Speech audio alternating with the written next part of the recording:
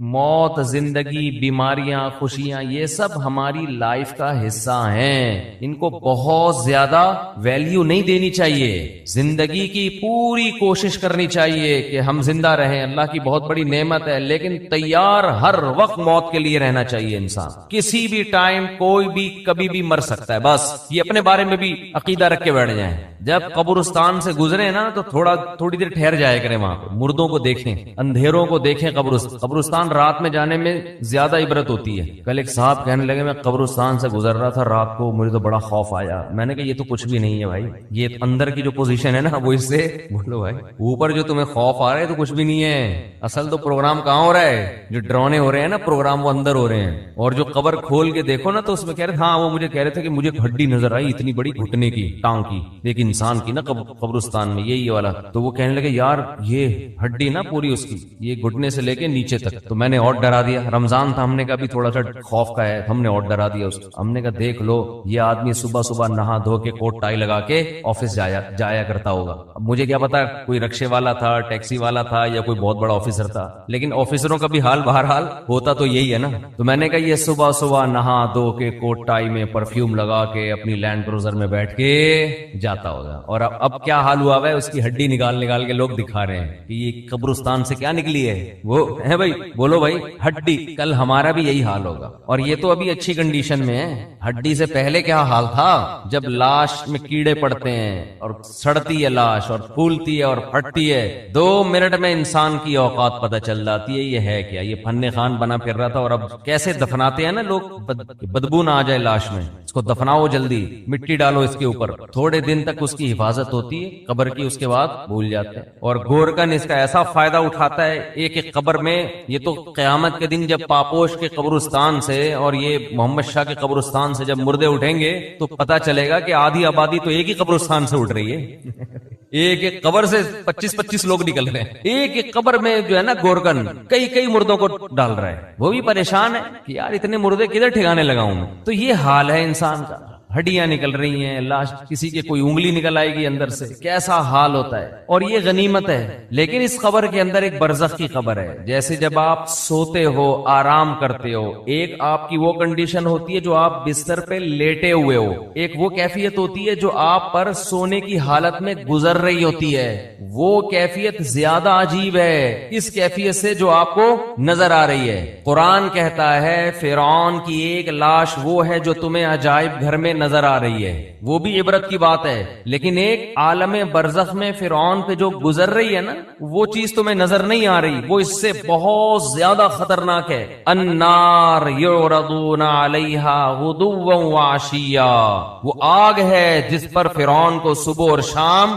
جلایا جاتا ہے۔ وہ جلنے والا منظر مجھے اور آپ کو نظر نہیں آ رہا، وہ اس سے زیادہ ڈینجرس ہے۔ تو برزخ کی بھی ایک حیات ہے، برزخ کی بھی ایک زندگی ہے، قبرستان کے نیچے آگ بھی ہے، اور اللہ نے جنت کے باغات بھی رکھے ہیں اس میں، جو مردے کے اوپر جو کیفیات گزر رہی ہوتی ہیں وہ اس سے زیادہ خطرناک ہے۔ ایک روایت میں آتا ہے آپ صلی اللہ علیہ وسلم نے فرمایا اگر تم قبر کے اندر کے حالات کو دیکھ لو تو مردوں کو دفنانا چھوڑ دو، یہ حال ہو جائے۔ تو دنیا کے بارے میں یہ تصور بٹھانا کہ یہ مسافر خانہ ہے، یہ دل لگانے کی جگہ نہیں ہے، یہ کھوپڑی میں بیٹھے گی، یہ بات 2 کام کرنے سے، ورنہ یہ بات کھوپڑی میں بیٹھے گی نہیں۔ ایک تو روزانہ سوچنا چاہیے اور موت کا تذکرہ بار بار کرنا چاہیے، قبرستان بار بار جانا چاہیے۔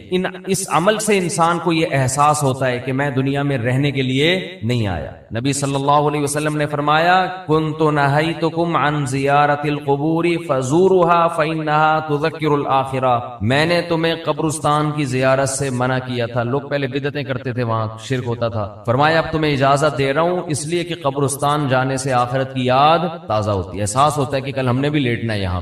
دوسرا کام جس سے دنیا کی محبت کم ہوتی ہے وہ ہے اللہ کی راہ میں مال خرچ کرنا، خرچ کرنے کا جذبہ پیدا کرنا چاہیے۔ الذین ينفقون اموالهم ابتغاء مرضات اللہ وتثبیتا من انفسهم، سورہ آل عمران میں اللہ کا ارشاد فرمایا کہ نیک بندے اللہ کی راہ میں مال خرچ کرتے ہیں 2 کاموں کی وجہ سے، ایک اللہ کو راضی کرنے کے لیے، وتثبیتا من انفسهم، اور ایک اپنے آپ کو دین پر مضبوط کرنے کے لیے، اپنے دل سے دنیا کی دولت کی محبت نکالنے کے لیے. یہ جو نوٹ ہوتے ہیں نا، نوٹ کڑک کڑک، پہلے زمانے میں صوفیاء کرام اپنے مریدوں کے دل سے دنیا کی محبت نکالنے کے لیے ان سے نوٹوں کو جلوایا کرتے تھے. اب آپ نہ جلائیں، یہ ٹھیک عمل نہیں ہے. پہلے ایسا علاج ہوتا تھا. جی جلائیں گے بھی نہیں صحیح. تو وہ ایسے جلواتے تھے. ہمارے حضرت پورا وہ بتایا کرتے تھے نا کہ جیسے 5000 کا کڑک نوٹ لیا، اب جان اٹکی بھی ہے نا اس 5000 کے نوٹ، تو ادھر سے آگ لگائی نا کنارے سے، آہستہ آہستہ، ایک دم سے نہیں جلا دیا، آہستہ آہستہ جل رہا ہے، اور اس کو جلتے ہوا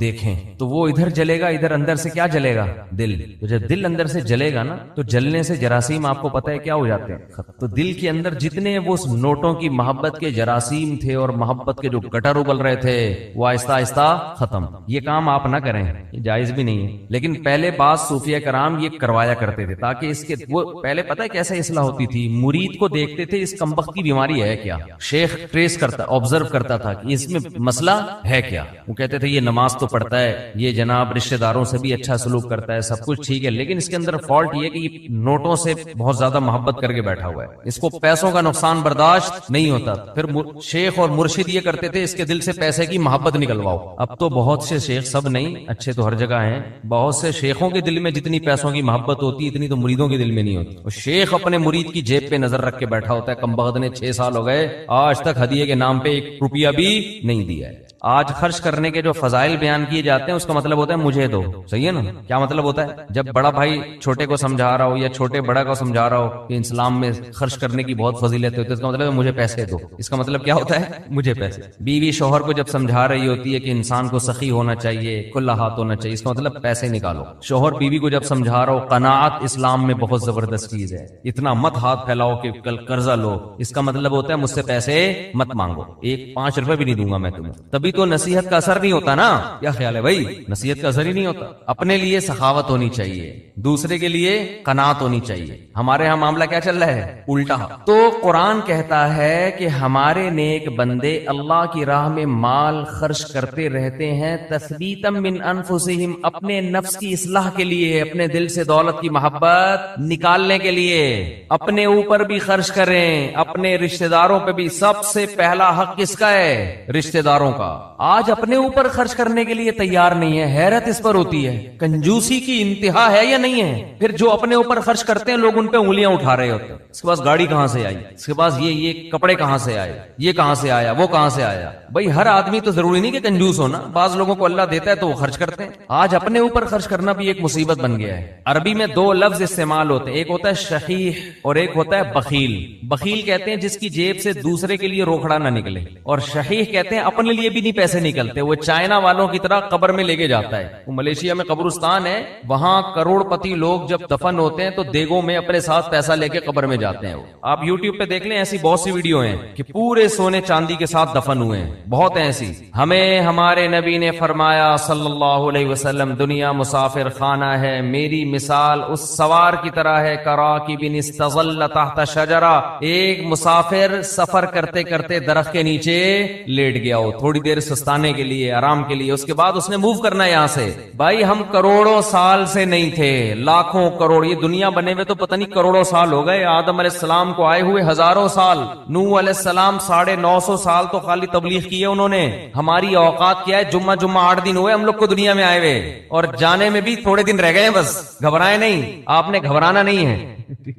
تو یہ میں آپ کو ڈرانے کے لیے یہ باتیں نہیں کر رہا کہ آپ کہیں یار جمعہ 8 دن نہیں اور 4 دن رہ گئے جانے میں. یہ حقیقت ہے. موت سے ڈرنے کا فائدہ نہیں ہے، موت سے دوستی لگانے کا فائدہ ہے. دیکھو جس ڈاکو نے پیچھا کرنا ہی ہو، آپ کسی محلے میں رہتے ہیں، آپ کو پتا چل گیا یہاں ایک بندہ میرے پیچھے پڑا ہوا ہے، میری ہاتھ دھو کے مارے گا وہ مجھے یا مجھے پکڑے گا، تو آپ محلہ تبدیل کر لو گے. کیا خیال ہے کہ بھائی اس دہشت گرد کو تو محلے سے نکالا نہیں جا سکتا، خود ہی محلہ تبدیل کر لو. جیسے ہی آپ نے محلہ تبدیل کیا وہ دوسرے محلے میں پہنچ گیا، پھر وہ آپ تیسرے محلے میں گئے، وہ وہاں پہنچ گیا. اب آپ بھاگ بھاگ کے تھک گئے مگر وہ آپ کا پیچھا نہیں چھوڑ رہا. تو پھر آپ کیا کرو گے؟ وہی کرو گے جو امریکہ افغانستان میں کر رہا ہے، مذاکرات کی دعوت دو گے. آپ کیا کرو گے؟ بولو بھائی قطر مذاکرات ہوں گے. یار بیٹھو آؤ. وہ تو کہہ رہے تھے 20 سال پہلے یہ کر لیتے مذاکرات، لیکن چلو دیر آئے درست ہے. وہ کہے گا آؤ بیٹھو مذاکرات کرتے ہیں. تو آپ بھی یہی کرو گے نا اس ڈاکو کے ساتھ کہ بھائی تمہیں کیا مسئلہ ہے، میری جان کے پیچھے ہاتھ دھو کے کیوں پڑ گیا ہے؟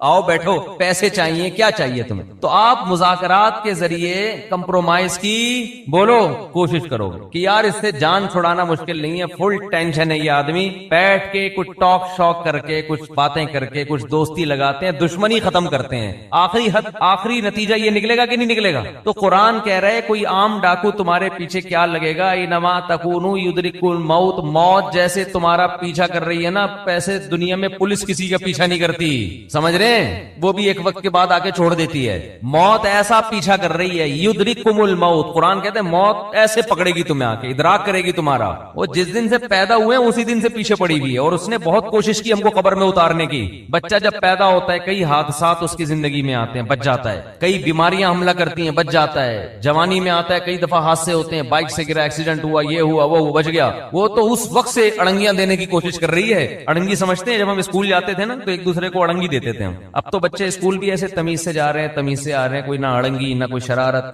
تو ان میں کوئی صلاحیت ہی پیدا نہیں ہو رہی، ایسے ممی ڈیڈی ٹائپ کے بچے نکل رہے ہیں۔ ہمارے دور کے اسکول تھے، مزہ آتا تھا اسکول میں، اتنا بھاری بھرکم بیگ لٹکا کے اسکول جاتے تھے، ساتھ والے کو شرارت ہوئی، تھوڑا سا آگے گئے، اس نے تھوڑا سا ٹانگ میں یوں کیا، آگے گرے، پھر ہم بدلہ لینے کے پیچھے پڑے ہوئے تھے، اب ہم بھی اڑنگی دیں گے، راستے میں ہی پھڈا ہو رہا ہے، گتم گت مار رہے ہیں ایک دوسرے کو، پھر سلو ہو رہی ہے، پھر جا رہے ہیں، اس طرح سے ہم پونے گھنٹے میں اسکول پہنچتے تھے۔ پھر لیٹ ہونے کی وجہ سے پی ٹی ماسٹر کھڑے ہوئے ہوتے تھے وہاں پہ، ان کے سامنے ہاتھ پہ اب ڈنڈے کھاؤ، لیٹ کیوں پہنچ، اس سے ہاتھ مضبوط ہوتے تھے، حقیقت ہے نا۔ تو شوز اتارتے تھے ایک دوسرے کے، بھائی شوز پہنے ہوئے نا، پیچھے اس کے تھوڑا سا پاؤں رکھے، خود ہی اتر جائیں گے، آپ کو اتارنے کی ضرورت، اب وہ بیٹھ کے جو ہے نا شوز کو صحیح کر رہا ہے، پھر لڑائی ہو رہی ہے، پھر بھڈا ہو رہا ہے۔ ایک بچہ کافی دیر سے نا اس کا ہاتھ نہیں جا رہا تھا گھنٹی پہ، ایسے اچھل اچھل کے کوشش کر رہے، ایک بڑے میاں گزرے، انہوں نے بجا دی گھنٹی، اور بچے سے پوچھا بیٹا ہاں بتاؤ کیا کہہ رہے ہیں، بھاگو، اب کیا کرو، جو کام میں کر رہا تھا مجھ سے ہوا نہیں، آپ نے کر دیا، اب کیا کرنا ہے، بھاگو۔ یہ ہوتے تھے پہلے کے بچے، اب وہ ویڈیو گیم کھیل کھیل کے بچوں کی صلاحیتیں برباد۔ خیر،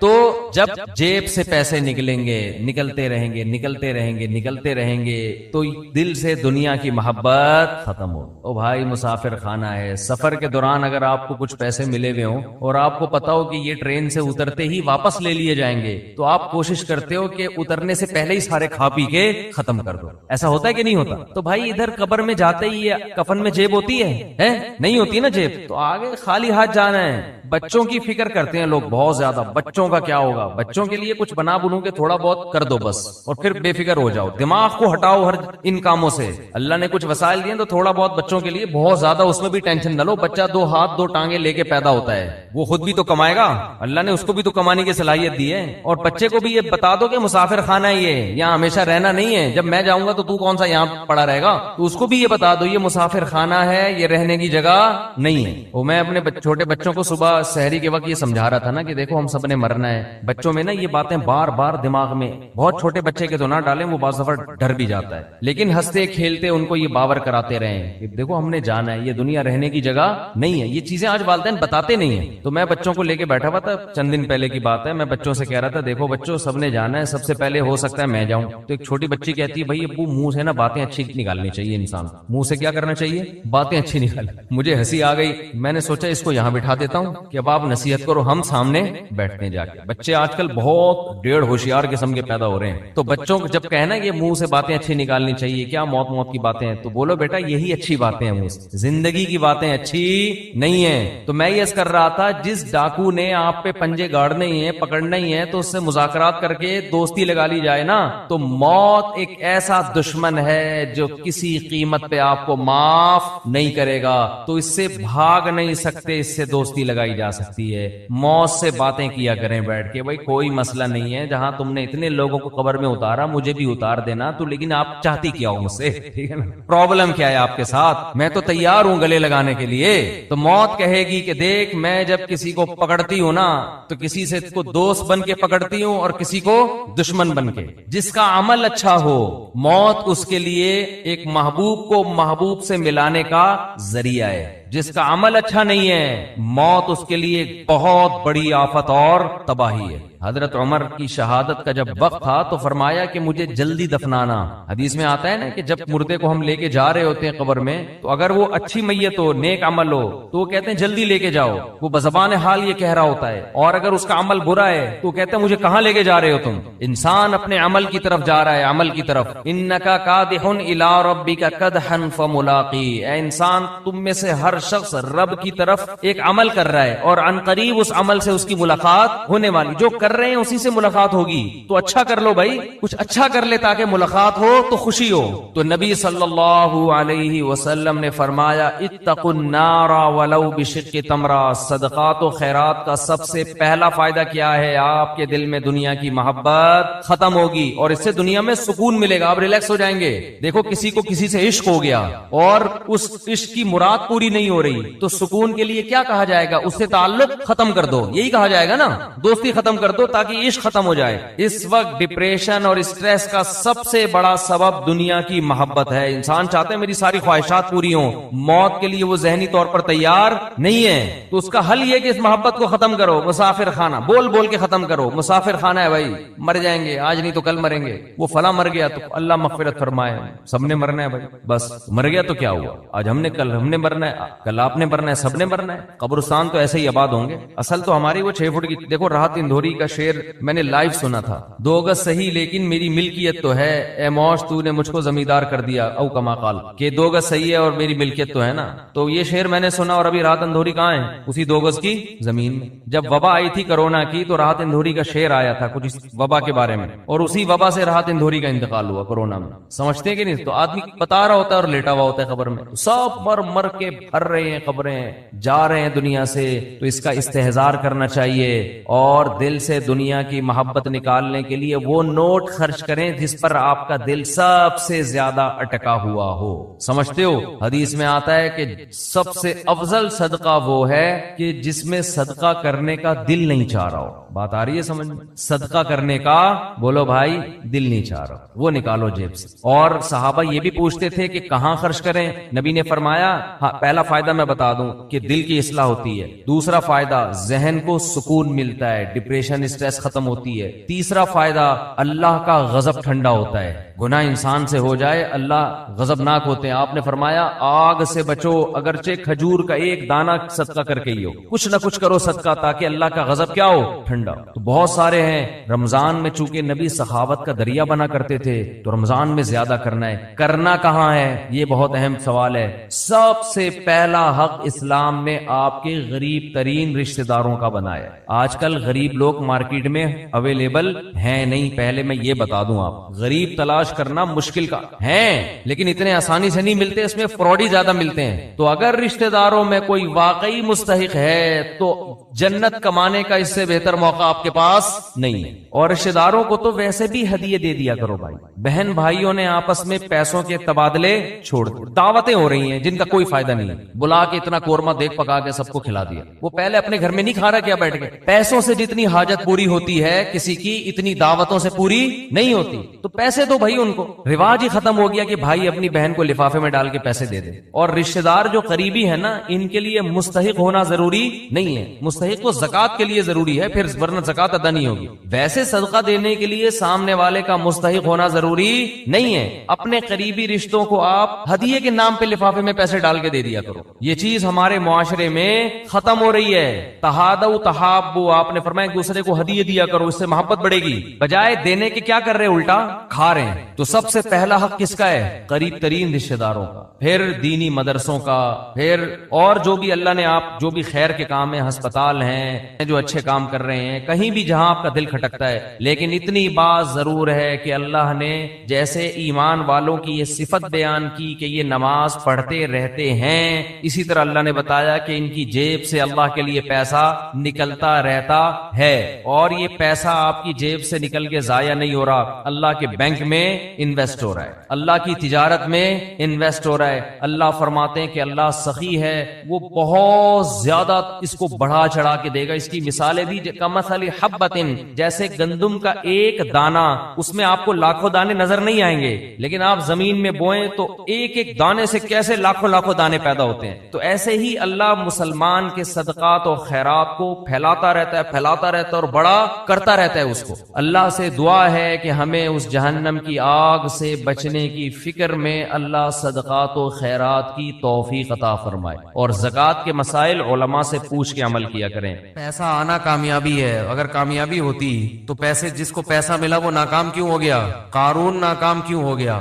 اگر حکومت ملنا کامیابی ہوتی تو فرعون دنیا کا سب سے کامیاب انسان ہوتا, حالانکہ وہ دنیا کا سب سے ناکام انسان ہے. تو پوری دنیا میں یہ چیز کامن ہے, پوری دنیا میں, ہندو میں بھی, عیسائی میں بھی, مسلمانوں میں بھی, سکھوں میں بھی, صبح سے لے کے دوپہر, دوپہر سے لے کے شام, شام سے لے کے رات, رات سے لے کر صبح. صحت اچھی, پیسہ اور عزت, بس اسی کے پیچھے پاگل ہو گیا انسان. پاگل کا لفظ ہلکا ہے, باولا ہو گیا. باولا سمجھتے ہیں, یہ پاگل کی سپرلیٹو ڈگری ہے. ہمیں اپنے بارے میں تو پتا ہونا چاہیے نا ہم کیا ہو گئے ہیں. تو پاگل کی سپرلیٹو ڈگری, باولا. اور حقیقت یہ ہے کہ جب اپنے حالات میں انسان غور کرے, لوگوں سے ملے, تو ایسا ہی لگتا ہے کہ دنیا کو مسافر خانہ سمجھنا, بولو, چھوڑ دیا. صبح شام موتیں دیکھ رہے ہیں. ابھی ایک صاحب آئے ہوئے تھے, انہوں نے بتایا کہ کچھ پروجیکٹ چل رہے ہیں کراچی میں, اربوں روپے کی مالیت کے ہوں گے وہ. تو جو اونر تھا نا, جو مالک تھا, بہت ارب پتی, بہت پیسہ ہے لوگوں کے پاس. اچھا, یہ بات مجھے جو صاحب بتا رہے ہیں وہ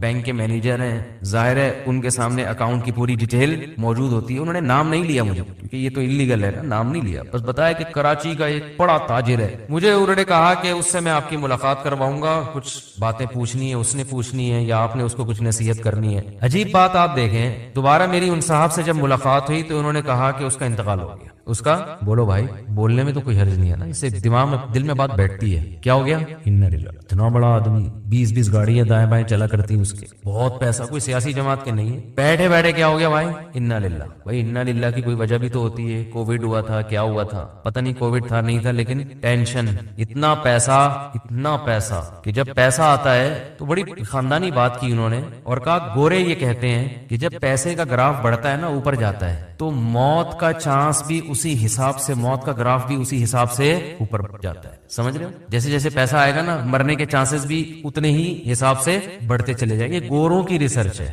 گوروں کی. لہذا جیسے جیسے پیسہ آ رہا ہے تو ایسے آدمی کو اپنی زندگی بچانے کے لیے غریب آدمی کی نسبت زیادہ محنت کرنی پڑتی ہے. سمجھتے ہیں؟ کچھ نہیں تو نیپ والے آج کل پیچھے پڑ جاتے ہیں, وہی ٹینشن دے دے کے مار دیتے ہیں. نہ کرنا نہ کرانا کچھ نہیں ہے, خامخواہ کی کیا ہے ٹینشن. بلا وجہ آ کے پوچھیں گے کہاں سے آ رہا ہے, کدھر جا رہا ہے, کیا کر رہا ہے, کیوں کر رہے ہو, یہ حساب دو, وہ حساب دو. آخرت کے حساب سے پہلے اتنا حساب شروع ہو جاتا ہے, ویسے ہی ایک دماغ میں ٹینشن. تو بات میں یہ عرض کر رہا تھا کہ اتنا بڑا تاجر, اور بیٹھے بیٹھے انا للہ و انا الیہ راجعون, یہ ہے دنیا. اٹ از کالڈ دنیا. تو اتنی موتیں اپنی سامنے میں نے بھی دیکھ لی, آپ نے بھی دیکھ لی, اتنے لوگوں کو مرتا دیکھا. اور موت ایسی ظالم چیز ہے, وہ یہ نہیں دیکھتی کہ آپ کی بچی کی ابھی شادی ہونے والی ہے, آپ ابھی پہلی یا دوسری کی تیاری کر رہے تھے, آپ کی ابھی ایک جاب لگی ہے, تنخواہ کا پہلا دن ہے آپ کا بیٹا ابھی جوان ہوا ہے, یا یہ کہ آپ کے ابا کو آپ کی ابھی ضرورت ہے, یا معاشرے کو آپ کی ابھی ضرورت ہے.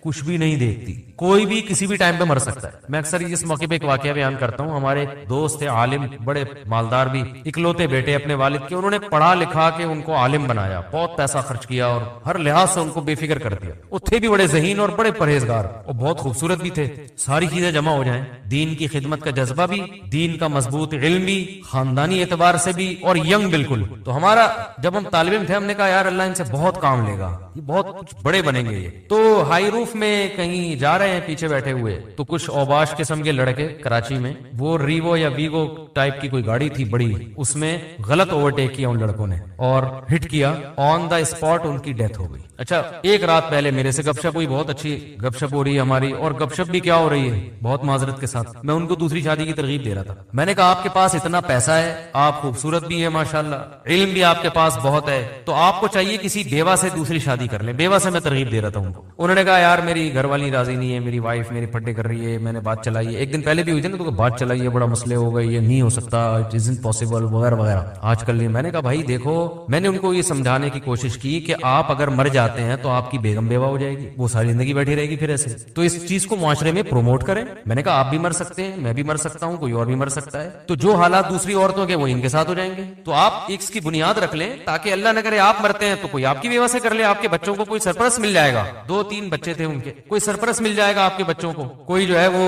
اور ظاہر ہے کہ خاندان میں ہی کرتا ہے نا, یعنی خاندان والے کرے تو ٹھیک ہے, غیروں میں تھوڑی بچے جا سکتے ہیں. تو میں نے کہا ہمت کریں, بہت ہمت دلائی ہے جی, میں نے گھنٹہ لگا دیا ہوگا ان کے اوپر. پھر آخر میں کہنے لگے اس زمانے میں عدل بہت مشکل ہے, برابری نہیں ہو سکتی. میں نے کہا آپ کو اللہ نے پیسہ بھی دیا, آپ متقی بھی ماشاءاللہ ہماری رائے میں, اور لوگ بھی کہتے ہیں آپ پرہیزگار آدمی ہیں. آپ کے جو پورے خاندان سے دین کے معاملے میں ٹکر لینے کے واقعات بھی مجھے معلوم ہیں. ان کے بڑے واقعات تھے کہ ایک دفعہ ان کو کہیں شبہ ہو گیا کہ میرے والد کی جو کمائی ہے اس میں کچھ شبہ ہے, تو وہ گھر سے بائیکاٹ کر لیا انہوں نے کہ میں نہیں کھاؤں گا. پھر وہ پتہ چلا نہیں ایسا نہیں ہے. میں نے کہا آپ نے کئی موقع پہ دین کے معاملے میں پورے خاندان سے ٹکر بھی لیا ہے, تو اس کا مطلب آپ میں حوصلہ بھی ہے. اس کے باوجود بھی اگر آپ عدل نہیں کر سکتے تو پھر میں نے کہا یہ قرآن سے 4 شادیوں والی آیتیں نکال دیں, یہ ایسے ہی اللہ نے نازل کر دی ہیں, دنیا میں کوئی بھی عدل کر ہی نہیں سکتے. تو اللہ نے بس جنرل نالج کے لیے بتا دیا کہ 2 بھی کر سکتے ہو مجبوری میں, لیکن پریکٹیکلی یہ ممکن نہیں ہے. تو ویسے ہی آ گئی. میں نے ان کو سمجھانے کے لیے, ہنسنے لگے, مانے پھر بھی نہیں. میں نے دیکھا ہے کہ جب میں دلائل کے انبار لگاتا ہوں لوگ ہنستے ہیں, مجھے پتا ہوتا ہے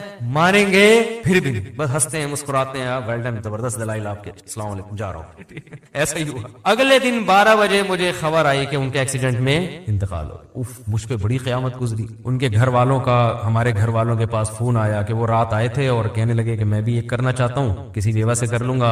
تو ظاہر ہے خواتین تو اس پہ رد عمل کرتی ہیں جو ایک نیچرل ہے بالکل. کہہ رہے میں نے اتنا ری ایکشن کیا کہ صبح جانے سے پہلے انہوں نے کہا کہ بے فکر رہو, میرا ارادہ نہیں ہے, خام خامے ٹینشن نہ لو. اچھا میں نے اب بات چل پڑی ہے تو ایسی اپنی بھیجی باتیں کرنی نہیں چاہیے, لیکن جب چل پڑی ہے تو بس اللہ کی طرف سے ہو گیا, یہ میرا کوئی ارادہ نہیں تھا ایسی باتیں. تو میں نے اس وقت تازہ دوسری کی ہوئی تھی اور بہت موسٹ وانٹیڈ بنا ہوا تھا میں کہ جہاں ملے کوٹو اس کو پکڑ کے. میں ٹھیک ٹھاک ٹینشن میں تھا ان دنوں میں. تو ان کے گھر والوں نے ہمارے گھر والوں کو فون کیا کہ آپ کو جو غم پہنچا ہے نا کہ آپ کے میاں نے دوسری کی ہے, وہ میرے غم سے بہت کم ہے. آپ کے بچوں کے پاس باپ بھی ہے, آپ کی ایک سوگن آئی ہے, بس مجھے جو غم پہنچا ہے میرے میاں رات کو بات کر کے گئے ہیں اور پھر ایگریمنٹ کیا نہیں کروں گا, تو میں تو سرے سے میاں سے ہی محروم ہو گئی. میرے ذہن میں یہ بات آئی کہ یہ اتفاقی واقعہ نہیں ہے, یہ کوئی اتفاقی حادثہ نہیں, اللہ کی طرف سے مصلحت تھی اس میں. اور میں بیان بھی اسی وجہ سے کر رہا ہوں کہ مجھے اس میں بڑا سبق ملا. تو یہ واقعہ بھی ہے تقریباً 15 سال پرانا جو میں بیان کر رہا ہوں, 15 سال پرانا واقعہ ہے. تو وہی ہوا, 12 بجے دن میں کال آئی کہ ان کا انتقال ہو گیا. گھر والے بیوہ,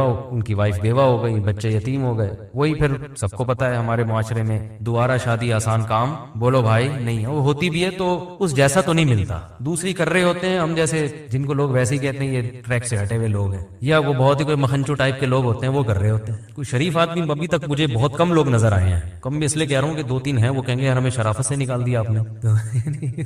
تو کوئی سمجھدار آدمی, کوئی عزت دار لوگ, کوئی وہ نہیں تیار ہوتے اس کام کے لیے. تو میں کہتا ہوں یار بس یہ سوچ لیا کرو کہ بیوی میری بیوہ بھی ہو سکتی ہے, اور عورتیں بھی یہ سوچ لیا کریں کہ میں بیوہ بھی ہو سکتی ہوں. اللہ جیسے دوسری عورتوں سے اللہ نے میاں کو چھینا ہے تو میرے میاں کو بھی اللہ مجھ سے چھین سکتے ہیں. تو معاشرے کی ایک ضرورت ہے. خیر یہ بات یہاں سے چلی تھی کہ جب ان کی انتقال کی خبر آئی نا, میں بہت پریشان ہوا کہ یار ان کے والد نے ان کو اتنا پڑھایا, آج پھل کھانے کا وقت تھا, آج وقت تھا بھئی تاجر اپنے ایک بیٹے کو وقف کر دے. اب وہ عالم بنے, اب ماشاءاللہ دین کی خدمت کا موقع ملا, اور اللہ نے وہ خدمت ہی نہیں لی, پہلے ہی موت ہو گئی. اور موت بھی ایسے ہوئی ہے کہ ان کے لیے جو گاڑی ادارے نے رکھی تھی وہ گارڈ کے ساتھ, بڑی گاڑی کہ اس میں جائیں گے یہ, کیونکہ کراچی کے حالات بہت خراب تھے. تو ان کے والد نے کہا تھا کہ میرے بیٹے کو آپ جب بڑی گاڑی دیں گے اور گارڈ دیں گے, یہ نظروں میں آ جائے گا لوگوں کی, تو خام خام کی دشمنیاں بنے گی. ان کو ہائی روف میں ایسی کھچاڑا سی گاڑی میں جس میں کوئی یہ سمجھے ہی نہیں کہ یہ کوئی بڑی شخصیت ہے,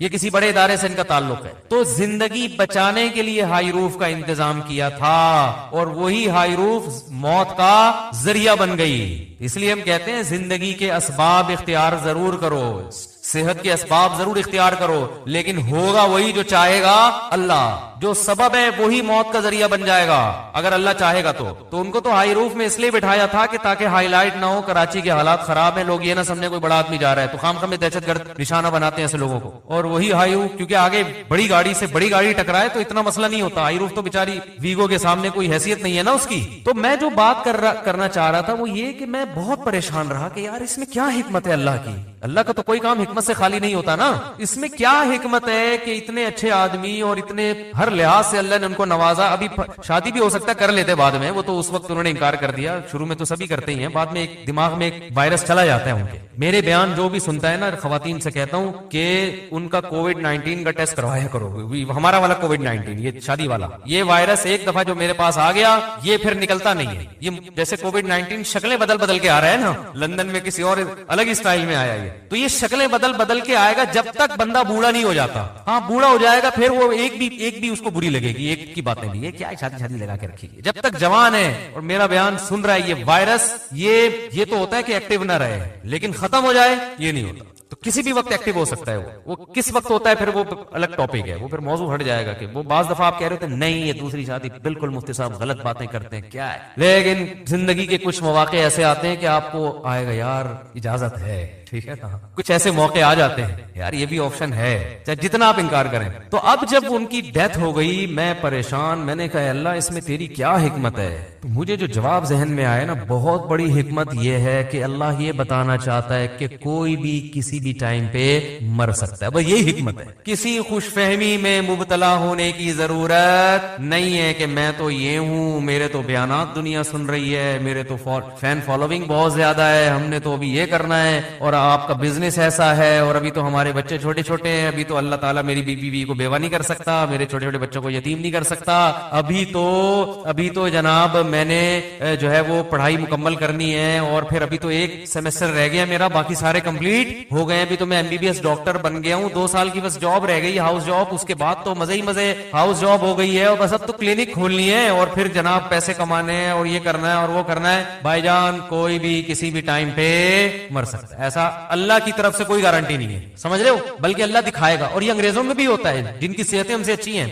کل ایک ڈاکٹر صاحب سے بات ہو رہی تھی، یورپ میں ہوتے ہیں، انہوں نے کہا کہ گوروں کی یہاں صحت اتنی اچھی ہے، لیکن حیران ہوتے ہیں کہ 27 سال جوان لڑکا جس کی خوراک بھی بہت ہی حساب و کتاب سے اور فزیکل فٹنس کا ٹرینر ہے، لوگوں کو گائیڈ کر رہا ہے، وہیں کی یونیورسٹی پڑھا ہوا، لیکن ایسی بیماری ہو جاتی ہے کہ ہم حیران ہوتے ہیں اس کو کیسے ہو گئی. بیماری کا کوئی سبب نہیں ہوتا، لیکن آدمی موت کے منہ میں چلا جاتا ہے. تو وہ خود یہ کہہ رہے تھے کہ بس یہ اللہ کے کام ہے، سب کچھ سائنس نہیں ہے، سب کچھ اسباب نہیں ہے. تو میں نے ان کو ڈاکٹر صاحب کو بھی یہی کہا، میں نے کہا اللہ اصل میں یہ بتانا چاہتے ہیں کوئی بھی دنیا میں کسی بھی ٹائم پہ مر سکتا ہے. جو اللہ نے دعویٰ کیا نا مسافر خانہ ہے، متاع الغرور، دھوکے کا گھر ہے، تو اللہ کی بات غلط تھوڑی ہو سکتی ہے. اگر یہ دنیا ایسی اللہ بنا دے کہ آپ اپنی صحت کا بہت خیال رکھ رہے ہو تو آپ نے واقعی 90 سال ہی جینا ہے، سب کے ساتھ ایسا ہی ہونا شروع ہو جائے تو یہ دھوکے کا گھر تھوڑی ہوگی. دھوکا اسے کہتے ہیں کہ دکھاؤ کچھ اور دو کچھ اور. جیسے دکاندار بعض دفعہ آپ سبزی لینے جاؤ نا سبزی منڈی میں، تو اوپر کے رو میں کینو بڑے خوبصورت سے رکھے ہوئے ہوتے ہیں،